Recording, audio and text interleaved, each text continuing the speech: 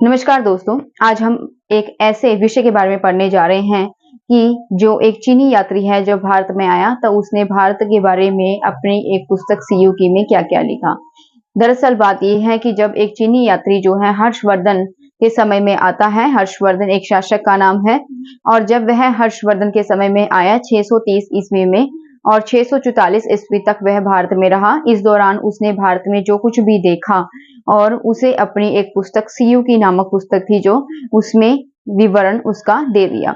Hello everyone, my self Neha और आप सभी का मेरे इस वीडियो में हार्दिक अभिनंदन है। तो चलिए शुरू करते हैं आज के टॉपिक से। आज का टॉपिक है ह्यून-सांग का विवरण।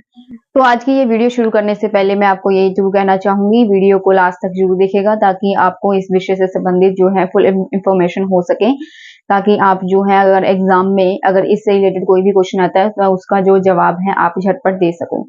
ठीक है, तो आपको वीडियो को अंत तक देखना है, वीडियो को स्किप बिल्कुल भी मत कीजिएगा।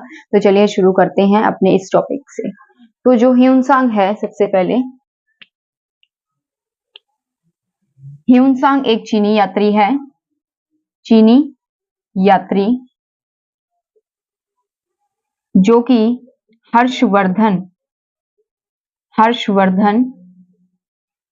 जो कि वर्धन वंश का सबसे महत्वपूर्ण शासक है। हर्षवर्धन उसके समय में भारत आया।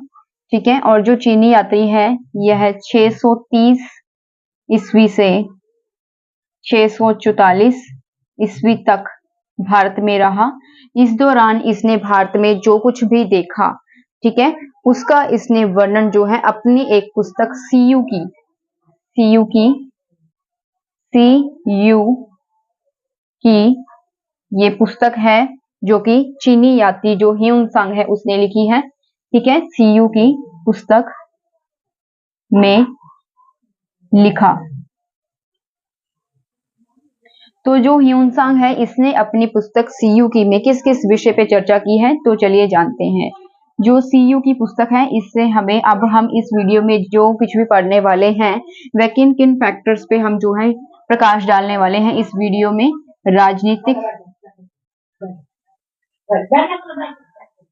राजनीतिक व्यवस्था,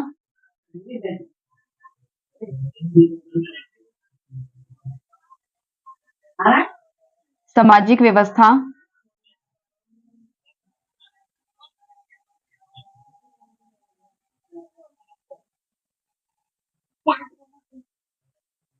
धार्मिक व्यवस्था,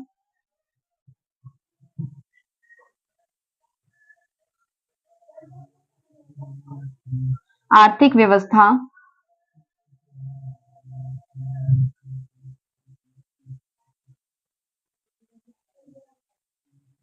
शैक्षिक व्यवस्था और नगरों की स्थिति।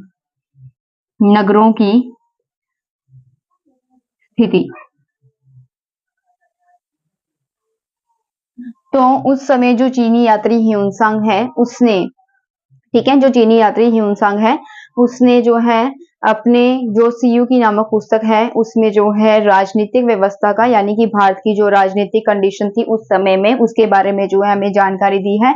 सामाजिक कंडीशन किस प्रकार की थी, समाज में लोग किस प्रकार के रहते थे, रीति रिवाज क्या थे, क्या खाना पीना था, क्या रहन सहन था, क्या उनका ड्रेसअप था, उसके बारे में जानकारी दी। धार्मिक व्यवस्था के बारे में जानकारी दी है, जिससे कि जो लोग थे वो किस धर्म को मानते थे, उस समय में उनका धार्मिक विश्वास क्या था। आर्थिक व्यवस्था के बारे में जानकारी दी है कि लोग जो है धन किस प्रकार से कमाते थे, कौन कौन से कारोबार थे, कौन कौन से धंधे थे, किस प्रकार से व्यापार करते थे, उसके बारे में जानकारी दी है। शैक्षिक व्यवस्था के बारे में, जो बच्चे हैं वो कहाँ से, स्टूडेंट्स जो हैं, जो विद्यार्थी हैं वो कैसे शिक्षा ग्रहण करते थे, कहाँ से करते थे, कौन सा विश्वविद्यालय था, उसके बारे में जानकारी दी है। नगरों की स्थिति के बारे में हमें जानकारी दी है कि उसकी नगर व्यवस्था उस समय में किस प्रकार की थी।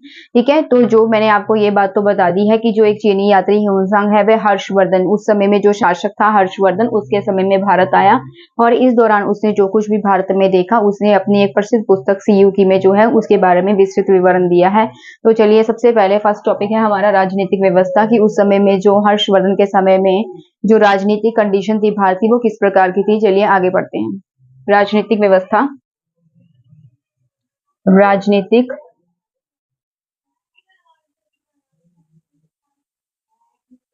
व्यवस्था।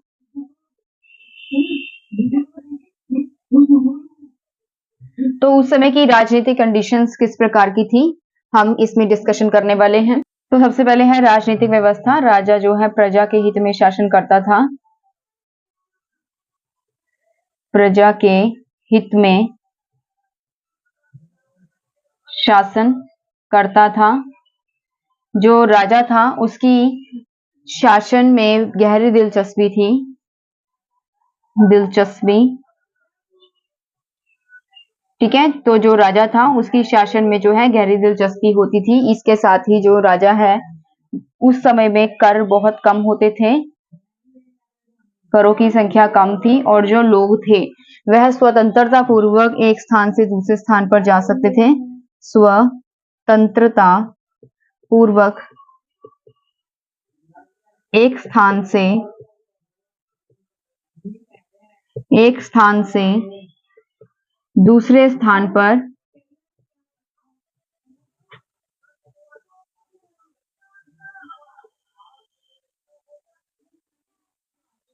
जा सकते थे।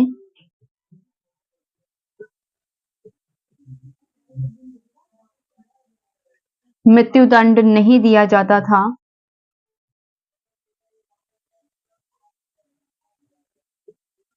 अपराध बहुत कम होते थे,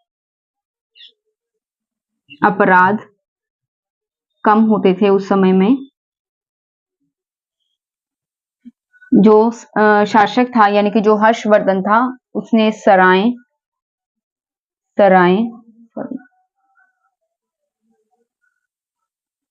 और सड़कों का निर्माण करवाया।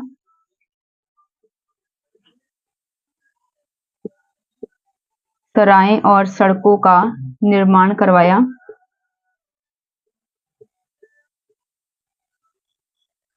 ठीक है, जो राजा था प्रजा के हित में शासन करता था और शासन में गहरी दिलचस्पी लेता था। उस समय में कर बहुत कम थे, लोगों पर करों का बोझ नहीं था। ठीक है, स्वतंत्रता पूर्वक जो लोग थे वे एक स्थान से दूसरे स्थान पर जा सकते थे, आजादी थी उनको कहीं पर भी जाने की। उस समय में मृत्यु दंड नहीं दिया जाता था, अपराध बहुत कम होते थे, और जो शासक था यानी कि जो हर्षवर्धन राजा था उसने सराय और सड़कों का निर्माण करवाया। इसके बावजूद भी जो है जो सड़कों पर डाकू और चोर होते थे। ठीक है, क्योंकि जो ह्यूनसांग चीनी यात्री जो ह्यूनसांग है उसने खुद जो है इनका सामना किया है। ठीक है, भारत यात्रा के दौरान उन्होंने एक बार चोर और डाकुओं से उनका सामना हुआ, तो उन्होंने इसका जो वर्णन है अपनी पुस्तक सीयूकी में जो है किया है। तो आगे ये तो थी जो है राजनीतिक व्यवस्था। तो आगे हम पढ़ते हैं जो चीनी यात्री ह्यूनसांग है, इसके समय मतलब जो इसने भारत में अपना विवरण दिया है, भारत के बारे में जो जानकारी दी है हमें, आगे हम पढ़ने वाले हैं सामाजिक व्यवस्था के बारे में कि सामाजिक व्यवस्था उस समय की किस प्रकार से थी। सामाजिक व्यवस्था।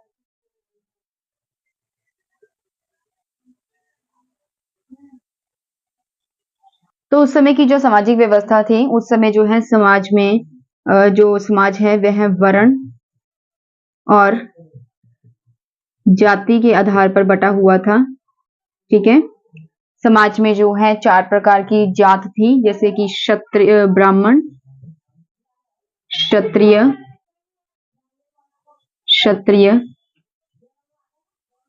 वैश्य और शूद्र।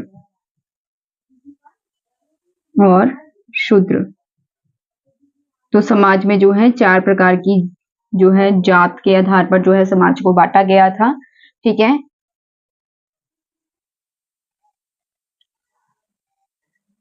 और उस समय में जो है समाज में जो ब्राह्मण थे, ब्राह्मण उनका कार्य था धार्मिक कार्यों में व्यस्त रहते थे। ठीक है, जो ब्राह्मण कैटेगरी के लोग थे वह धार्मिक कार्यों में उस समय में व्यस्त रहते थे, और जो क्षत्रिय लोग थे बहुत ही सीधे साधे, ठीक है, सीधे साधे पवित्र जीवन व्यतीत करते थे। उस समय में बाल विवाह, सती प्रथा बाल विवाह, सती प्रथा, अनुलोम अनुलोम प्रतिलोम जो विवाह था प्रचलित था, अंतर जातीय विवाह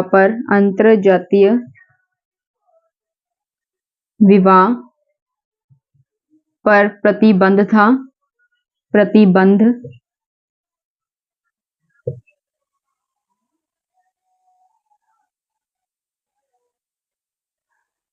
लोग जो है मक्खन, चावल, रोटी,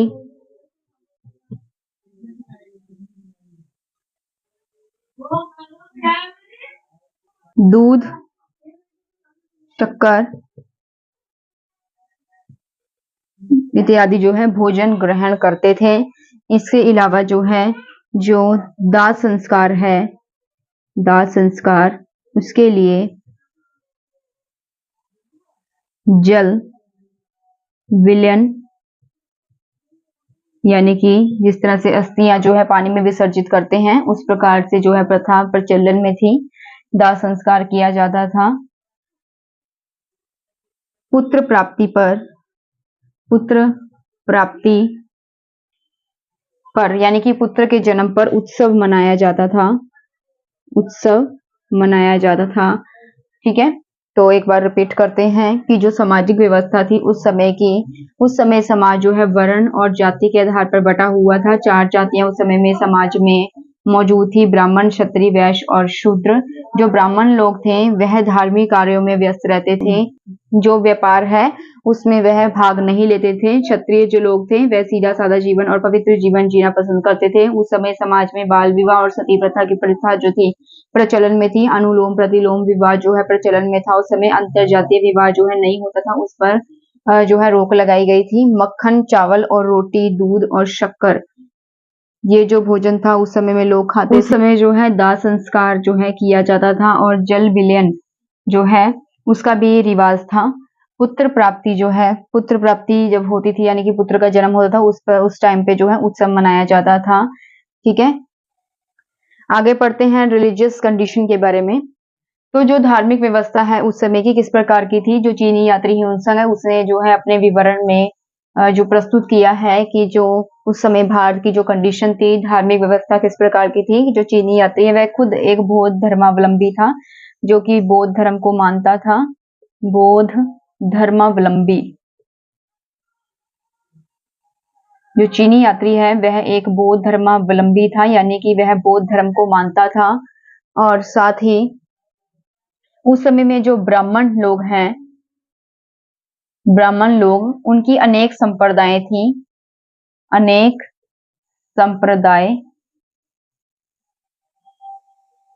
ठीक है, ब्राह्मण धर्म की अनेक संप्रदाय थी और इनकी जो पहचान है यानी कि हर एक संप्रदाय की एक जो है विशिष्ट पहचान होती थी। उनका पहनावा और उनके जो है चिन्ह होते थे, कुछ स्पेशल चिन्ह होते थे। ठीक है, उनसे इनकी पहचान होती थी, पहनावा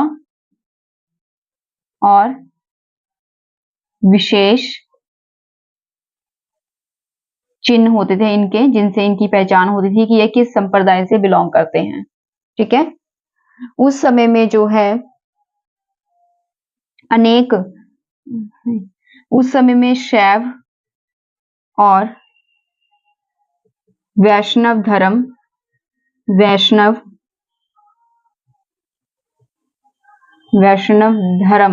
भी प्रचलन में था। जो ब्राह्मण धर्म है उसके प्रमुख केंद्र थे प्रयाग और वाराणसी।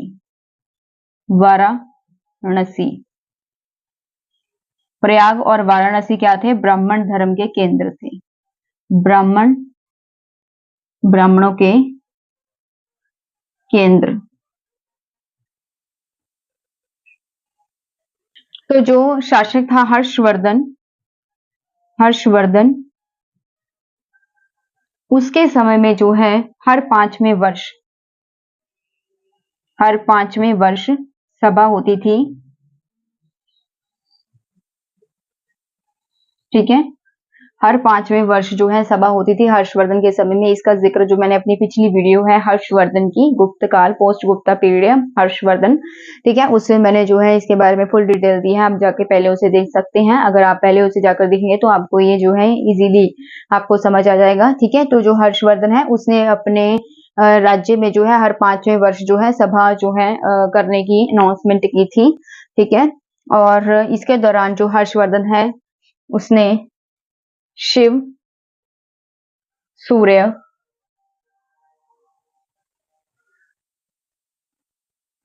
बुध की जो है पूजा होती थी सभा के दौरान।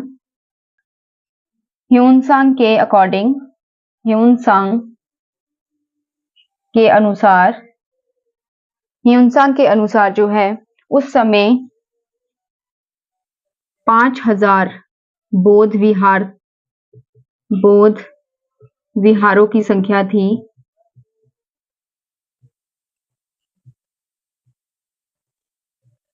और 2 लाख बौद्ध भिक्षु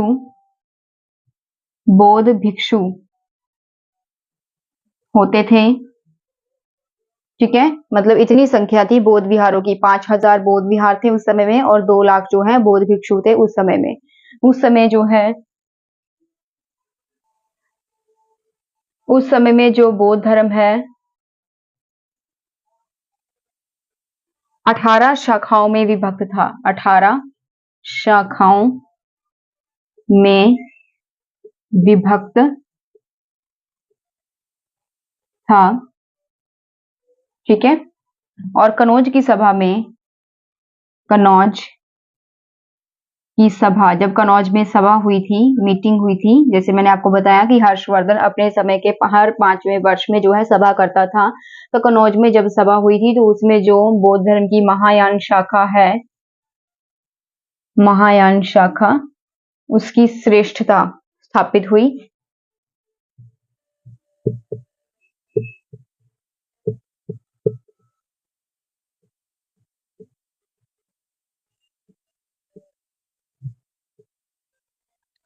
इसके अलावा उस समय में जो है श्वेतांबर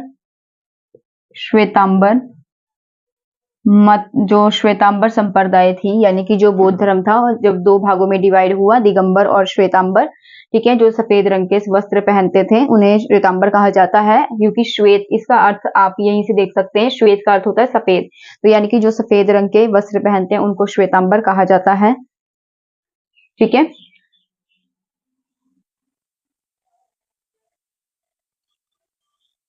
और जो दिगंबर थे उनमें नग्न रहने का प्रावधान था, ठीक है। तो जो श्वेतांबर मत को मानते थे उस समय में जो श्वेतांबर मत है वह प्रधान था। दोबारा रिपीट करते हैं, जो चीनी यात्री ह्यूनसांग है उसने किस प्रकार से भारत का विवरण किया है कि उस समय में भारत की जो है धार्मिक व्यवस्था किस प्रकार की थी। उस समय जो बौद्ध धर्मावलंबी, यानी कि जो चीनी यात्री ह्यूनसांग था वह खुद एक बौद्ध धर्मावलंबी था, बुद्ध धर्म को मानता था, और वह ब्राह्मण, उस समय में उसने वर्णन किया कि उस समय जो ब्राह्मण थे उनकी भी अनेक संप्रदाय होती थी, उनकी जो पहचान है, प्रत्येक जो संप्रदाय थी, ब्रांच थी, उसकी जो पहचान है वह उनके पहनावे से की जाती थी, उनके वस्त्रों से की जाती थी, और उनके जो विशेष चिन्ह होते थे, कुछ निशान होते थे, कुछ साइन होते थे, जैसे हर एक देश का एक झंडा होता है, चिन्ह होता है, इसी प्रकार से उस समय जो ब्राह्मण लोग थे उनकी अनेक संप्रदाय थी जिनकी पहचान जो है उनके पहनावे से और उनके चिन्हों से की जाती थी। शैव और वैष्णव धर्म उस समय में प्रचलन में था, यानी कि बौद्ध धर्म तो था ही प्रचलन में, इसके अलावा जो है शैव धर्म और वैष्णव धर्म भी जो है उस समय प्रचलन में था, ठीक है। और जो ब्राह्मण लोग थे उनका जो केंद्र था, प्रमुख केंद्र कौन सा था, प्रयाग और वाराणसी, जो ब्राह्मण लोग थे उनका प्रमुख केंद्र था।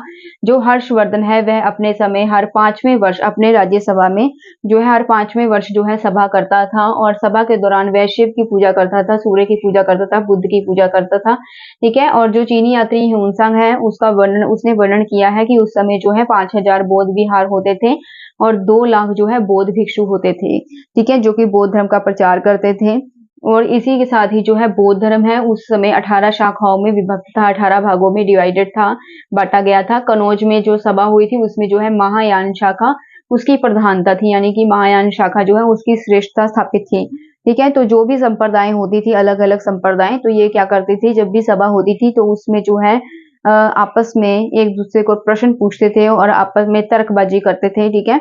और जो भी मतलब शास्त्र संगत में या ठीक है उसमें जीतते थे तो उसकी जो है श्रेष्ठता स्थापित होती थी। उस समय जो है कनौज की सभा में महायान शाखा जो है श्रेष्ठता स्थापित हुई थी। उसके अलावा जो बौद्ध धर्म की जो श्वेतांबर संप्रदाय है, यानी बौद्ध धर्म जो है पहले दो भागों में डिवाइड हुआ था, श्वेतांबर और दिगंबर। श्वेतांबर जो श्वेत रंग के कपड़े पहनते, सफेद रंग के कपड़े पहनते, और जो दिगंबर मत के होते हैं वह नग्न रहते हैं, ठीक है, बिना वस्त्रों के। तो जो श्वेतांबर थे उस समय में प्रधान थे।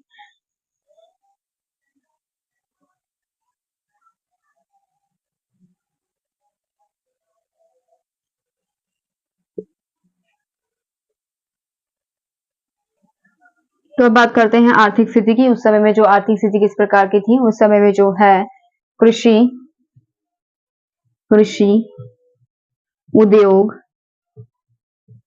और व्यापार तीनों ही जो है बड़ी उन्नत अवस्था में थे। तीनों की स्थिति बहुत अच्छी थी। उस समय में चुंगी कर जो है लिया जाता था, ठीक है। और उस समय में जो ब्राह्मण लोग थे, ब्राह्मण लोग वह व्यापारिक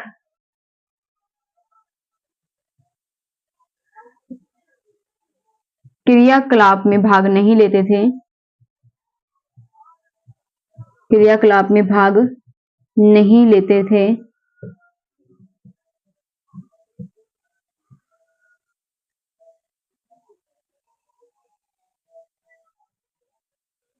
राज्य की भूमि जो है वो 4 भागों में बटी हुई थी। राज्य की भूमि 4 भागों में बटी हुई थी। उस समय में जो है 1/6 राज्य की आय का भाग लिया जाता था। उपज का जो भाग है 1/6 लेते थे। उस समय में राजस्व वसूल किया जाता था।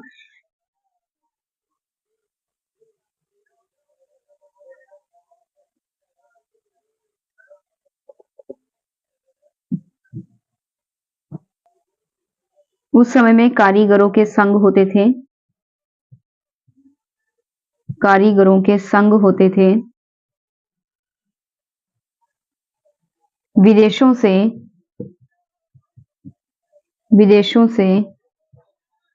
कपड़ा, चीनी, विदेशों से कपड़ा, चीनी, हाथी दांत, सोना चांदी,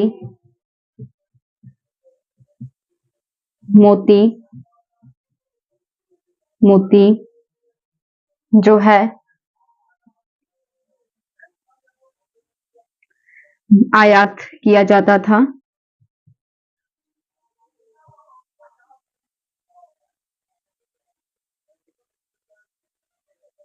मलमल के कपड़े का निर्माण होता था।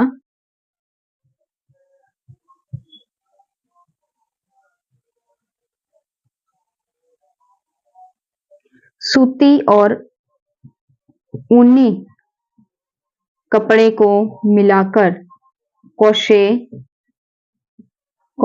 वस्त्र बनाया जाता था, ठीक है। एक बार दोबारा रिपीट करते हैं कि जो आर्थिक कंडीशन है किस प्रकार की थी। उस समय के दौरान जो ह्यूनसांग है चीनी यात्री, उसने वर्णन किया है कि उस समय में जो है कृषि यानी कि खेती बाड़ी, उद्योग और जो व्यापार था बहुत ही उन्नत अवस्था में थे, अच्छी अवस्था में थे। जो चुंगी कर है वह प्रचलन में था, ठीक है। और जो ब्राह्मण लोग हैं वह व्यापारिक क्रियाकलाप में पार्टिसिपेट नहीं करते थे, भाग नहीं लेते थे। उनका काम था सिर्फ धार्मिक क्रियाकलाप करना, धर्म से संबंधित जो है कार्य करना, व्यापारिक कार्य में वह भाग नहीं लेते थे। राज्य की भूमि जो है वह 4 भाग में बटी हुई थी उस समय में। और जो राज्य है राजस्व उस समय 1/6 भाग राजस्व का वसूल किया जाता था। कारीगरों के संघ होते थे, यूनिट्स होती थी, कारीगरों की ग्रुप होते थे। विदेशों से जो है क्या क्या मंगाया जाता था, कपड़ा, चीनी, हाथी दांत, सोना चांदी, मोती, ये सारी आयात की वस्तुएं थी। आयात का अर्थ होता है जो कि जो विदेशों से भारत में हमारे वस्तुएं मंगाई जाती हैं उनको आयात कहते हैं, यानी कि आने वाली विदेशों से, ठीक है। भारत में। तो मलमल के जो है कपड़े का निर्माण भी किया जाता था उस समय में। सूती और ऊनी कपड़े को जो है मिलाकर एक वस्त्र जो है बनाया जाता था, जिसे कोशे वस्त्र कहा जाता था।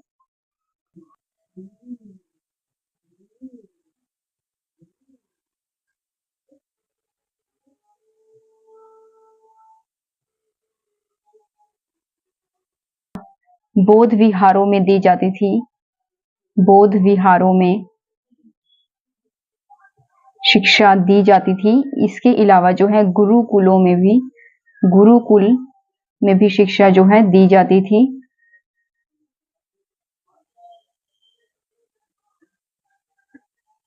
तर्कशास्त्र, धर्मशास्त्र,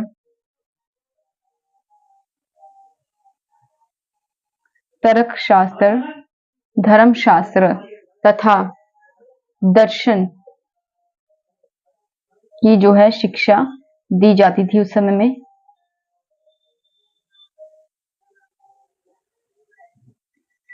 उस समय में जो है उस समय मौखिक रूप से शिक्षा दी जाती थी, बोलकर।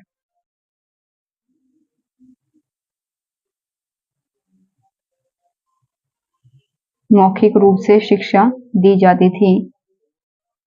उस समय में संस्कृत और ब्राह्मी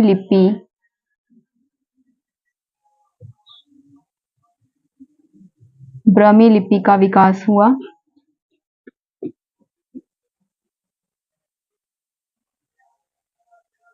वर्णमाला में उस समय में 47 अक्षर होते थे। वर्णमाला के 47 अक्षर होते थे।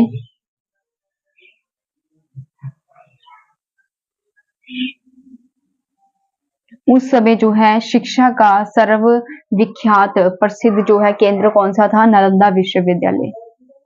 नालंदा विश्वविद्यालय।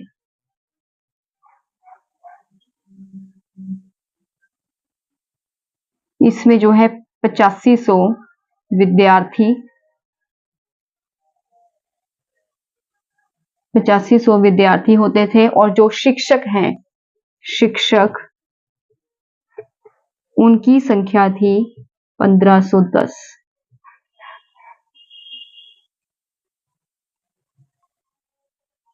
चीन, जापान,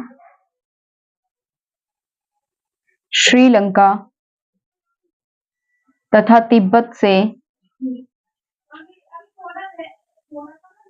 से जो विद्वान थे यहाँ पर अध्ययन करने के लिए आते थे। अध्ययन के लिए आते थे।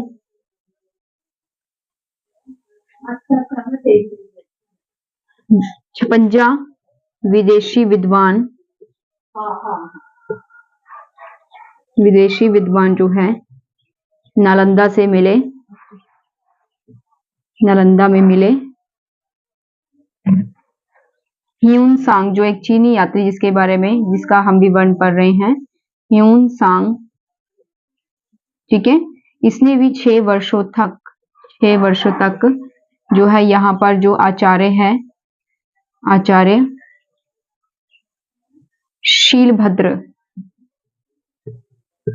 आचार्य शीलभद्र से शिक्षा ग्रहण की,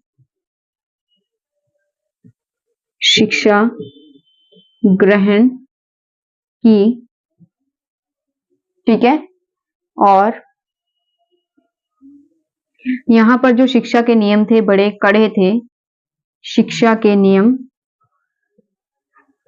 बड़े सख्त थे।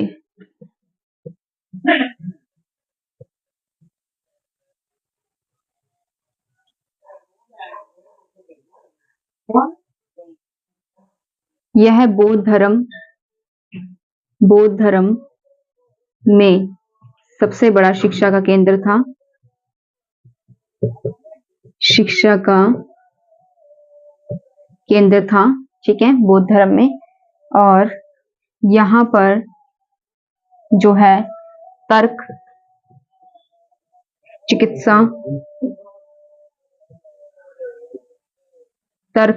चिकित्सा इत्यादि की भी जो है शिक्षा दी जाती थी। और नालंदा विश्वविद्यालय जो है, नालंदा विश्वविद्यालय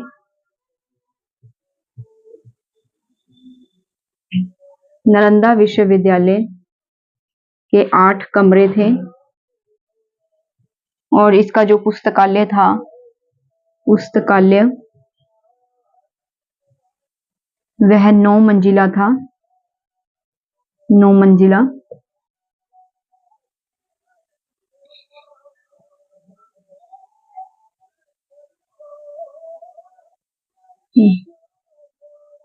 यहाँ पर निःशुल्क शिक्षा दी जाती थी, निःशुल्क।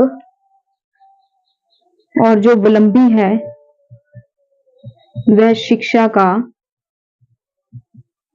दूसरा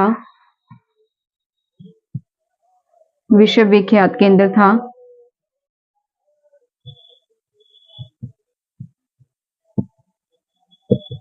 ठीक है, तो एक बार दोबारा रिपीट करते हैं। शैक्षिक व्यवस्था उस समय में किस प्रकार की थी? उस समय ह्यून-सांग ने जो है विवरण किया है अपनी पुस्तक में कि उस समय में जो है बौद्ध विहारों में शिक्षा दी जाती थी या फिर जो है गुरुकुलों में भी शिक्षा दी जाती थी। उस समय जो है स्कूल, जो विश्वविद्यालय होते थे उसमें तर्कशास्त्र, धर्मशास्त्र और दर्शन की शिक्षा दी जाती थी। मौखिक रूप से जो है शिक्षा दी जाती थी, यानी कि बोलकर बच्चों को रटवाया जाता था। ठीक है, संस्कृत और ब्राह्मी लिपि का उस समय में विकास हुआ था। 47 अक्षर होते थे वर्णमाला के उस समय में। नालंदा विश्वविद्यालय में टोटल जो है 8500 विद्यार्थी स्टूडेंट्स थे। ठीक है, और जो शिक्षक थे, जो टीचर्स थे, उनकी संख्या थी 1510। चीन, जापान, श्रीलंका, तिब्बत से जो है विद्वान अध्ययन करने के लिए इस विश्वविद्यालय में आते थे, यानी कि जो नालंदा विश्वविद्यालय उस समय सर्वविख्यात विश्वविद्यालय था। ठीक है, दूर दूर से जो लोग हैं यहाँ पर शिक्षा ग्रहण करने के लिए आते थे। ठीक है, 56 जो है विदेशी विद्वानों का जिक्र जो है नालंदा विश्वविद्यालय में किया गया है। ठीक है, इसके अलावा जो है ह्यून-सांग जो है 6 वर्षों तक, ह्यून-सांग ने खुद 6 वर्षों तक जो है नालंदा विश्वविद्यालय के जो आचार्य थे शीलभद्र, उनसे शिक्षा ग्रहण करने की बात की है। यहाँ पर जो शिक्षा के नियम होते थे बहुत ही सख्त होते थे। ठीक है, बहुत ही स्ट्रिक्ट रूल थे यहाँ पर। और बौद्ध धर्म में जो है शिक्षा का केंद्र जो है सर्वविख्यात कौन सा था? नालंदा विश्वविद्यालय। यहाँ पर तर्क, चिकित्सा आदि की भी जो है शिक्षा दी जाती थी। जो नालंदा विश्वविद्यालय है इसके 8 कमरे होते थे और जो पुस्तकालय था वो 9 मंजिला था। यहाँ पर जो है निःशुल्क यानी कि मुफ्त शिक्षा दी जाती थी, जिसका सारा खर्चा जो है हर्षवर्धन अपने करों के द्वारा या फिर जो है राज्य की आमदन होती थी उनके द्वारा जो है किया जाता था। वलंभी जो है, वलंभी इस मतलब शिक्षा का दूसरा विश्वविख्यात केंद्र था। आगे हम पढ़ते हैं कि जो ह्यून-सांग है उसने अलग अलग जो शहरों के जो लोग हैं उनके स्वभाव के अकॉर्डिंग उनका किस प्रकार से बताया है कि जो अलग अलग शहरों के लोग हैं किस प्रकार के होते हैं। तो अकॉर्डिंग टू ह्यून-सांग, यानी ह्यून-सांग के अनुसार जो है अलग अलग जो शहरों के लोग हैं वे किस प्रकार के होते थे। ह्यून-सांग ने कहा है कि जो कश्मीर के निवासी, कश्मीर के रहने वाले हैं वे धोखेबाज और कायर लोग होते थे। मथुरा के जो लोग थे, मथुरा में रहने वाले, वह नैतिक आचरण वाले होते थे। थानेश्वर के जो लोग थे, थानेश्वर में रहने वाले, वह अभिचार क्रिया के लोग होते थे। ठीक है, जो कनौज के लोग थे वह परिष्कृत जीवन जीने वाले लोग थे। जो मालवा के लोग थे वे विद्वान और विनम्र स्वभाव के लोग होते थे। मगधवासी, जो मगध के रहने वाले लोग हैं, वे विद्वानों का आदर करने वाले लोग होते थे। कामरूप के रहने वाले जो लोग हैं ईमानदार होते थे। महाराष्ट्र के जो रहने वाले लोग हैं वे अभिमानी होते थे और जो पुंड्रवर्धन के रहने वाले लोग हैं वे विद्वानों की कद्र करने वाले लोग होते थे। उड़ीसा और आंध्र और धान्य कटक के जो लोग थे वह उग्र स्वभाव के होते थे। तो वीडियो आपको कैसी लगी है मुझे कमेंट सेक्शन में जरूर लिखिएगा। अगर आप नए हैं तो मेरे चैनल को सब्सक्राइब कर लीजिए ताकि अगर मैं दोबारा न्यू वीडियो डालती हूँ तो आपको इसकी जो है नोटिफिकेशन आ जाए और आप इसका लाभ उठा सकें। धन्यवाद।